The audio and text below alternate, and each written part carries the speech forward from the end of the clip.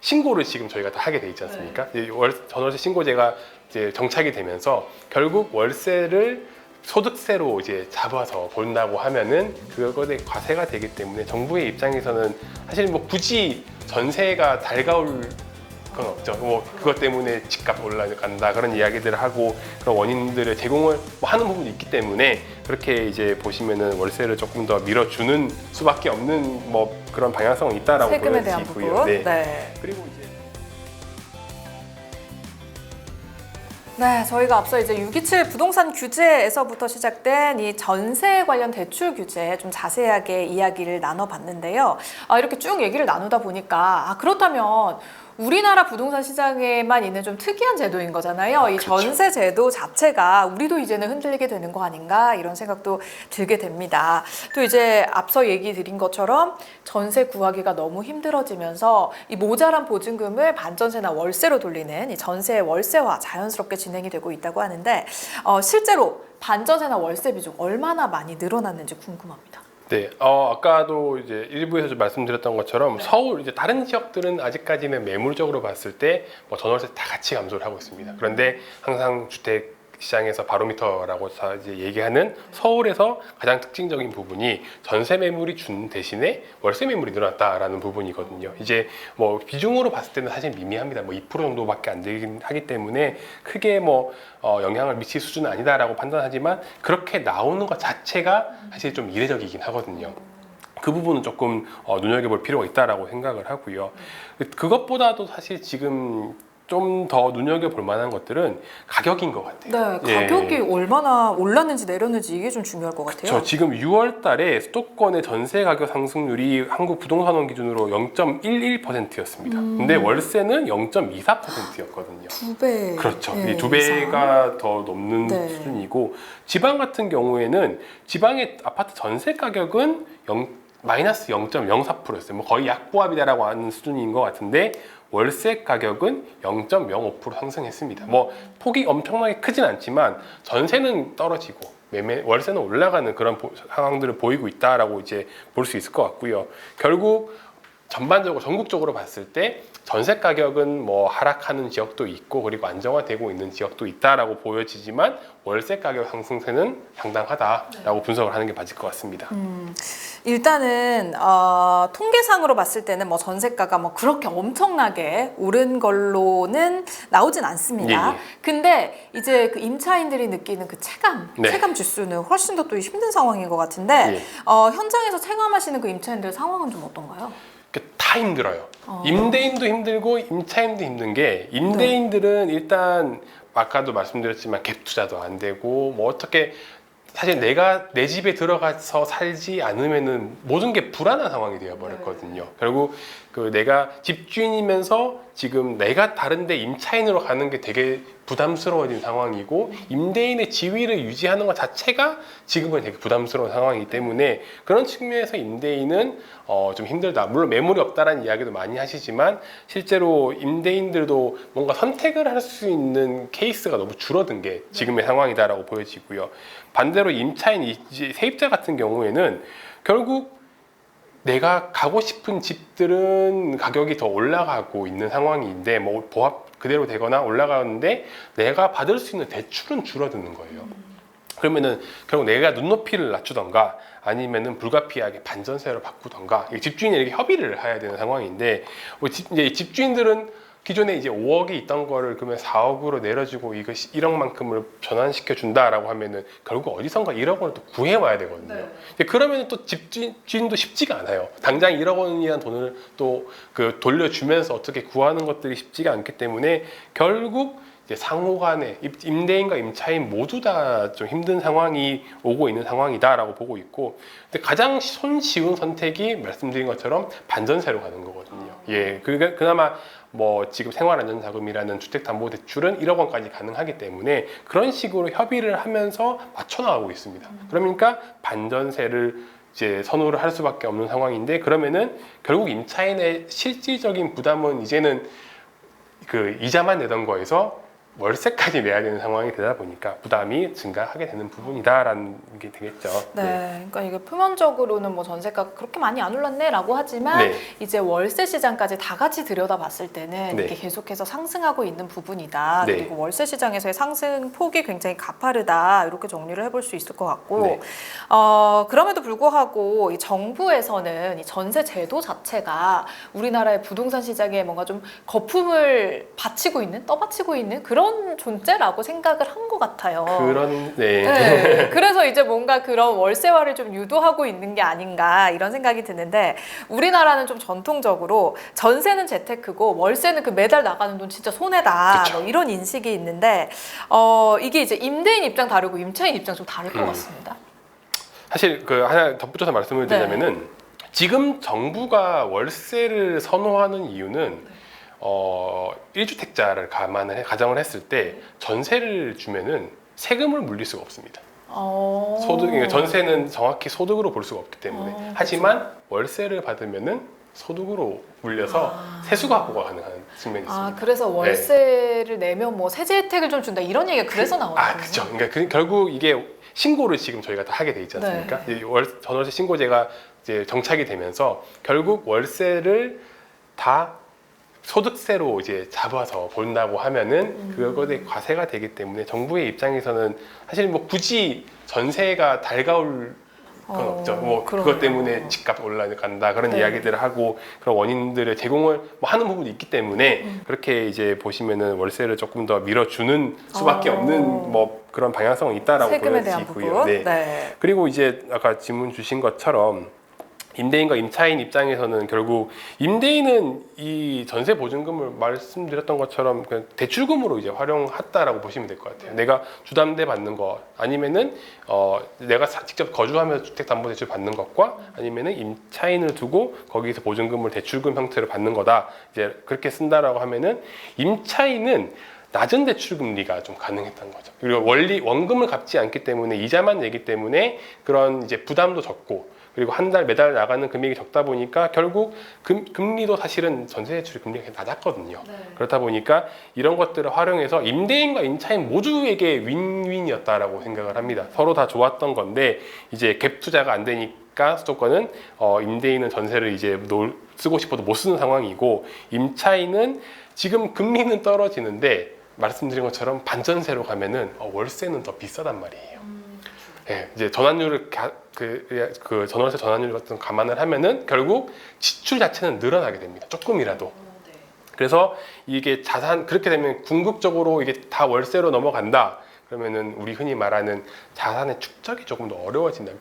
나가게 된 비용이 늘어나니까. 그래서 축적이 어려워지고 그거가 이제 결국에는 좀 어려운 말일 수도 있겠지만 주거 사다리를 무너뜨린다. 계속 월세나 전세나 매매로 이렇게 넘어가는 그런 주거 사다리를 무너뜨리는 역할을 하게 되는 게 아니냐라는 그런 비판들도 있을 수 있는 거죠. 네. 근데 또 어떤 분들이 이렇게 얘기를 하시더라고요. 네. 전세 같은 경우에는 일단 뭐 자기가 가진 돈의 대부분을 거기에 넣어놓고 보증금으로 넣고 네. 추가로 또 이제 대출을 받아서 뭐 이제 모자란 부분을 은행에 월세를 내고 이런 구조이다 보니까 네. 주거 사다리니까 자산 축적이 어려운 거는 사실 월세나 전세나 마찬가지 아니냐 또 이렇게 얘기를 하시더라고요. 그럴 수도 있긴 합니다. 네. 네. 근데 그런 게 전세가 좀 이제 아무리 대출 금리가 낮다 보니까 임차인들 같은 경우는 대출을 최대한 많이 받으려고 하셨어요. 그러면 그 돈을 받아서 보증금을 처리하고 내가 가지고 있는 자본금을 가지고 주식을 하신다든지 코인을 하신다든지 네. 이런 케이스가 상당히 많았거든요. 이제 그런 식으로 봤을 때는 내가 당장 쓸 수 있는 돈을 이제 지금까지는 은행에서 어떻게 해결했는데 이게 월세로 나가게 되면 못 쓰게 되니까 그렇죠. 그런 부분들이 좀 안타까운 거죠. 여기 이제 금리에 대한 부분이 그렇죠. 이 금리랑 이런 것들을 감안하게 되면 점점 좀 복잡해지는 부분이 있긴 합니다. 이게. 그렇습니다. 근데 뭐 일단 거대한 흐름은 전세에서 월세로의 전환으로 가고 있는 것 같긴 합니다. 그래서 네. 뭐 이제 전세는 끝났고 월세 시대다 이런 얘기들이 많은데 어떻게 실제로 전세가 완전히 사라지고 앞으로 이제 월세 시대가 올 것인가? 우리 위원님께서는 진짜로 그렇게 보세요? 어떠세요? 그렇게 되기 위해 그렇게 흐름은 그렇게 가고 있다라고 보긴 하는데요. 그렇게 되려고 한다면은 가장 큰 전제가 있습니다. 전세 대출이 다 사라져야 돼요. 지금 풀려 있는 300조 원의 유동성이 전부 다 회수가 돼야 됩니다. 근데 그 돈을 회수를 하려고 한다면은 어떻게 해야 되냐라고 했더니 케이스가 두 개밖에 없어요. 집값이 그만큼 다 떨어지던가, 예, 그러면서 회수가 되던가, 아니면은 전세 대출이 임대인의 주택담보대출로 바뀌어야 됩니다. 그러면은 그거는 사실 자연스럽게 월세화가 다 될 수 있는 구조라고 볼 수 있거든요. 그런데 이게 될 것이냐? 지금 뭐 DSR 규제도 있고 그런 측면에서 본다면은 사실은 단기적으로 이루어질 수 있는 부분은 아니다라고 보게 되는 것 같고요. 특히 대출의 주담대에 대한 규제가 강한 지금 상황에서는 더 천천히 갈 수밖에 없는 상황이다, 이렇게 분석을 하고 있긴 합니다. 근데 시대의 방향 자체는 일단은 월세로 넘어가는 것은 뭐 부인할 수 없는 부분이다라고 생각을 하고요. 다만 대출 제도적인 측면에서 이 속도는 조절되고 있다, 이렇게 보는 게 맞을 것 같습니다. 네, 어쨌든 뭐 그 속도는 뭐 차이가 있을 수 있겠지만 그 큰 흐름은 전세에서 월세로 가고 있다라는 건 우리가 좀 생각을 하면서 지켜봐야 될 것 같고, 네. 그래서 결국 우리 시청자분들이 궁금한 건 이거 하나일 것 같습니다. 그래서 앞으로 네. 뭐 전세 가격이든 월세 가격이든 쭉 이런 기조가 유지가 됐을 때 오른다는 거냐 떨어진다는 거냐, 네. 이 전망이 궁금하실 것 같은데 위원님은 앞으로 일단 전세 가격 어떻게 될 거라고 보세요? 전세 가격은 뭐 지금 대출 규제에 영향이 있는 기간 동안에는 네. 조금 뭐 상승폭이 줄어드는 형태, 그리고 일부에서는 좀 보합 정도로 갈 수 있는 상황은 열려 있다라고 생각을 하는데요.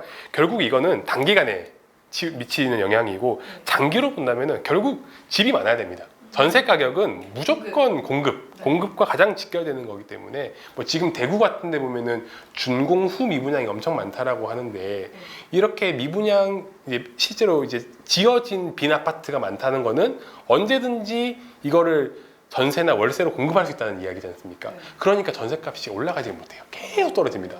결국 전세는 공급이 제일 중요한 요인인데, 여기서 특별한 변화가 나타나지 않는다. 특히 서울 같은 경우에 지금 입주 물량도 계속 적은 상황이기 때문에, 그렇다면은 전세 가격 올라갈 수밖에 없는 구조다. 근데 매물은 더 줄어들고 있단 말이에요. 그러니까 이제 저랑 다른 임차인이랑 싸우는 거예요. 이제 이거 물건을 두고 경쟁이 붙게 되고, 그러면은 가격은 조금 더 올라갈 수밖에 없고, 지금까지는 전세 대출로 다 충당을 했다면은 이제는 신용대출 끌고 와서 가라. 이렇게 이제 분위기가 흘러갈 수밖에 없는 상황이다라고 이제 좀 보고 있긴 하고요. 그래서 단기적으로는 조금 안정화되겠지만, 결국 공급 대책에서 특별한 그런 해결책이 보이지 않는다라고 한다면은 전세 가격, 수도권 전세 가격 특히 상승을 할 가능성이 크다라고 보여지고, 뭐 월세도 마찬가지입니다. 월세 가격 상승하게 되면은 결국 너무 비싸지면은 다시 전세로 넘어가야지, 이렇게 생각을 할 거거든요. 근데 이런 것들을 비교했을 때 결국 지금 월세 가격이 상당히 속도가 가파르게 상승을 하고 있기 때문에, 이런 것 때문이라도 전세 가격도 상승 압박을 받을 수밖에 없다라고 보는 부분이고요.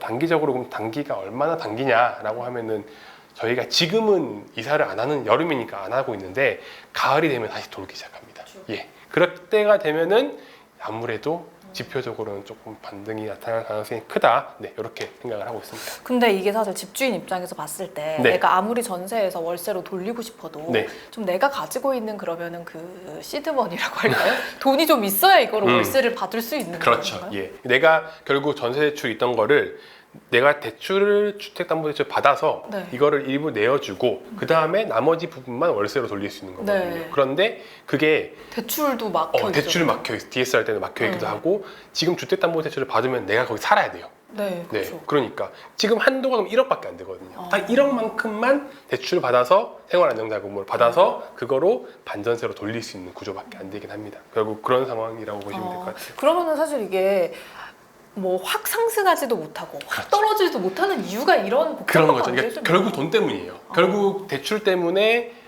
급격하게 변화를 주기가 어려운 게 지금 시장 상황이고, 네. 뭐 만약에 대출을 좀 풀어준다, 그러면은 이 변화의 속도는 상당히 빨라질 수는 있을 것 같습니다. 네. 네, 그리고 이제 집값 하락을 주장하시는 분들의 이야기를 들어보면 일단 지금 6억 이상 대출이 안 되고 있는 상황이잖아요. 그리고 앞으로 이거는 유지가 될 걸로 예상이 되는데 네. 이렇게 되면은 매매 수요도 떨어질 것이고 네. 그렇게 되면 그게 결국 집값 하락으로 이어져서 임대가도 떨어지지 않겠어라고 얘기를 하시거든요. 이건 네. 뭐 좀 일리가 있는 주장인가요? 사실 저는 그렇게 큰 의미는 없다라고 생각을 하는데 네. 이거는 가정은 이제 공급에 대한 부분입니다. 아. 결국 지금 매매 가격이 사실 오늘도 지금 저희가 촬영하는 기준으로 통계 자료가 발표가 됐는데 네.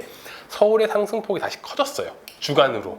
그러니까 지난주까지는 계속 627 이후로 감소를 하다가 상승폭이 줄어들다가 이번 주에 다시 증가했거든요. 이유는 뭐예요? 결국 약발이 조금 떨어진 거죠.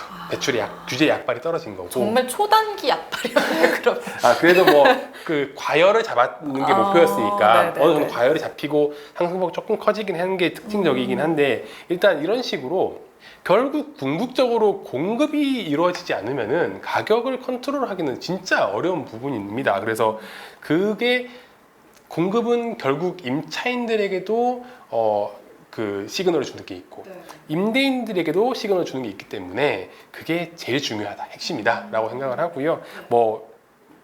더 6억 그 규제가 지속되면서 뭐 집값이 뭐 떨어질 그럴 수 있는데 집이 없는 상황에서는 정말로 이 수요자들 간의 경쟁이 붙는 구조이기 때문에 그러면은 집값이 떨어지기는 사실 쉽지 않은 구조다. 627 대책 자체가 집값을 떨어뜨리기 위한 대책은 아니었다는 거죠. 예, 그렇게 보신다면은 뭐 임대 가격이 떨어지는 방향성도 사실은 크게 의미가 없지 않나라고 생각은 합니다. 예. 그렇습니다. 627이 일단 단기에 그런 과열을 네. 막는 그런 효과는 있었지만 앞으로 이게 쭉 이어질지는 미지수이고 네. 내가 임차인이든 임대인이든 그럼 가장 중요하게 봐야 될 거는 일단 공급 상황들을 좀 눈여겨보는 게 중요하겠네요. 예, 그러니까 내가 다음 스텝이라고 네. 이야기를 하죠. 결국 이 공급의 대책이 나왔을 때 내가 어떤 선택을 하게 될 것인가. 내가 이런 뭐 만약에 공공 분양을 많이 하겠다라고 하면 난 공공 분양에 입주할 수 있는 사람인가라고 한다면은 야, 공공 분양이 늘어났으니까 나에게는 기회다.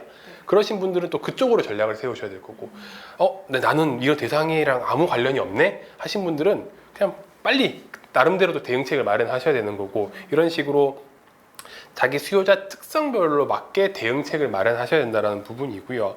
특히 뭐 너무 지금 같은 시기에 그런 분도 적긴 하겠지만 무리해서 대출을 뭐 전세 대출 플러스 신용 대출 해가지고 전셋집에 새 아파트에 들어가서 영끌해서 전세를 들어가신 분들도 있긴 하더라고요. 새 아파트라는 그런 거에 거주에 대한 욕구가 너무 강하다 보니까 무리해서 새 아파트에 전세로 들어가시는 분도 분명히 있습니다. 그런 것들은 지금은 조금은 자제를 하셔야 되는 시기가 아닌가. 또 뭐 정책적으로 변동성도 큰 시기이기도 하고 그런 측면에서 본다면은 뭐 능력이 되시는 분들이야 상관이 없겠지만 너무 무리해서 그런 선택을 하시는 것들은 좀 아닌 것 같고. 무리해서 내 집 마련을 하는 건 괜찮을까요? 뭐 저는 내 집 마련은 무리할 수밖에 없다라고 생각을 합니다. 그래서 무리하더라도 내 집 마련을 조금 빠르게 하시는 게 맞다고 생각하고 뭐 저도 주변에 지금 새 아파트에 전세를 들어갔던 친구들이 있어요. 후배들도 있고 그러면은 그 친구들이 눈높이는 정말 여기 있는데 자기가 가진 자본금으로 갈 수 있는 집은 여기 있거든요. 여기를 낮추지를 못하는 거예요. 그래서 저는 진짜 특히 신혼부부들일수록 제발 새 아파트 전세는 들어가시지 말라라고 이야기하거든요. 그렇죠. 신축일 때는 또 전세 물량도 많아요. 그렇죠. 예, 그런 것 거기 한 번에 뭐 맞들인다라고 하면 조금 표현이 과하지만 거기에 한번 익숙해지기 시작하면은 내가 다음 선택을 할 때 점점점 이 선택의 폭이 제한적으로 변하더라고요. 그래서 뭐 좀 고생도 해보고 그렇게 무리하지 않는 선에서 선택을 하시는 게 좋지 않을까라고 생각을 합니다. 그러면 내가 뭐 임차인이든 임대인이든 우리 이제 특히 수도권의 공급 물량, 공급 시장이 좀 어떻게 돌아가는지 이거는 항상 좀 촉각을 곤두세우고 지켜봐야 될 것 같은데 그렇다면 이 전세가, 뭐 월세가도 마찬가지고요. 이 전세가 상승의 원인 자체가 공급 부족에 있다고 보시는 건지 아니면 뭐 대출 규제라든지 수많은 그런 규제에서 오는 것이라고 보시는 건지 그 부분도 궁금해요. 결국 지금의 전세 가격은 일단은 공급 부족 쪽이 더 강한 것 같긴 합니다. 뭐 진짜 매물이 너무 많이 줄었어요. 제가 체감하기로도 매물이 없다라고 말씀하시는 분들이 너무 많다라고 느끼고 있을 뿐만 아니라 뭐 일부 입주한 아파트들은 지금 뭐 규제가 막혀서 그러니까 어떻게 하지 못해서 전세를 싸게라도 내줘야 된다라는 시장 그런 불안감을 말씀하시는 분들이 많은데 전체 시장을 놓고 봤을 때는 확실히 지금은 공급 부족, 매물이 없는 것과 동시에 결국 이거는 새로 집이 공급이 되는 게 없으니까 부족한 거거든요. 그것만 가지고도 충분히 해소가 될 수 있는 부분인데 그게 너무 어렵다 보니까 공급을 마음껏 하는 게 어렵다 보니까 힘든 부분인 거고 결국 지금의 가격 상승에 대한 부분은 뭐 수요자가 대출 규제를 엄청나게 강하게 받아서 전세 가격이 떨어지는 그런 부분들보다는 공급 부족에 대한 다른 그런 가격 상승의 그냥 뭐 포텐셜이라고 할까요? 가능성이라고 할까요? 그런 것들이 훨씬 시장 자체는 많이 크게 영향을 미치고 남아있다 이렇게 보는 게 맞을 것 같습니다. 그렇습니다. 사실 뭐 이제 그 공급이라는 것 자체가 아무데나 공급을 하면 되는 것도 아니고 맞습니다. 누구나 살고 싶어 하는 곳에 또 공급을 해야 되는 거기 때문에 공급이라는 문제가 쉽게 해결되지는 않을 것 같다. 그리고 결정이 나더라도 그게 이제 진행되는 데까지 뭐 몇 년의 시간이 최소 필요한 만큼 사실 뭐 전세가라든지 뭐 집값이라든지 이런 것들의 안정화 또는 하락은 글쎄요 쉽지 않을 것 같다라고 우리가 조금 생각을 하고도 지켜볼 필요도 있을 것 같다 이런 생각이 듭니다. 자, 오늘 저희가 또 이렇게 전세 매물이 실종되고 전세 대출 규제가 조여오는 상황에서 우리가 또 어떻게 시장을 바라보고 대응해야 할지 자세하게 얘기 나눠봤습니다. 자, 윤수민 NH농협은행 부동산 전문위원과 오늘 함께했습니다. 오늘 말씀 고맙습니다. 감사합니다.